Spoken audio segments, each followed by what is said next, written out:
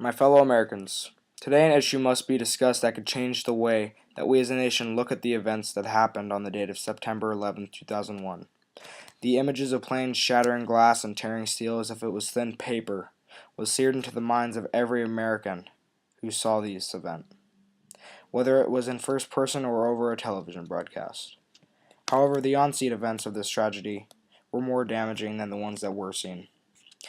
To the children who were not alive at the time, the events will be nothing more than something they will hear about one day out of every 365 days a year.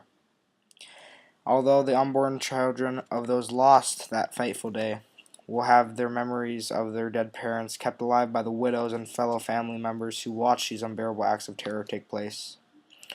The children not connected to the event by a person lost, but only by having their family members see it unfold on television, will not feel the sense of greater importance that actually happened that day.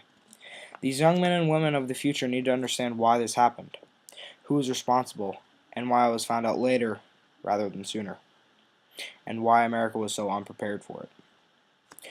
This is why it should be a new goal of every educational facility in America to dedicate a certain time period to what happened on that day, so that the memory will be kept alive throughout the years in the hearts of every child who learns about it in their classes. Not only will this promote national pride within the United States of America, but it will also show why it is needed to have our nation defend itself from any threat, whether it be foreign or domestic. As it says in every oath taken by police officers, federal agents, and most importantly, the soldiers who fight for our freedom, not only the children who were not alive during these events, but also the rest of the American population must know that America had taken a sucker punch from behind. She was downed, but she will never be out.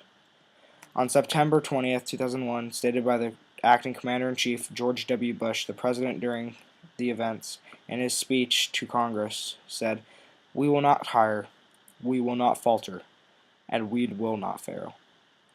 I believe that these words promoted the same type of feeling for every American soul who heard them shortly over a week after the towers fell.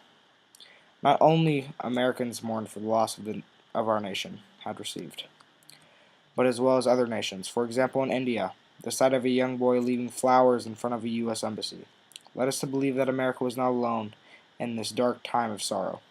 It provoked us to see light at the end of the tunnel, to dig ourselves out of the hole that we had been buried in so suddenly. This is why we need to push forward this nation in times of hardship, whether it be an economic state, a state of terror, or if this country is at war. Let us not be afraid of what lies ahead for this great nation. Let us stay together. Let us stay strong. And above all, let God be with us in the United States of America. Thank you. Good night, and God bless America.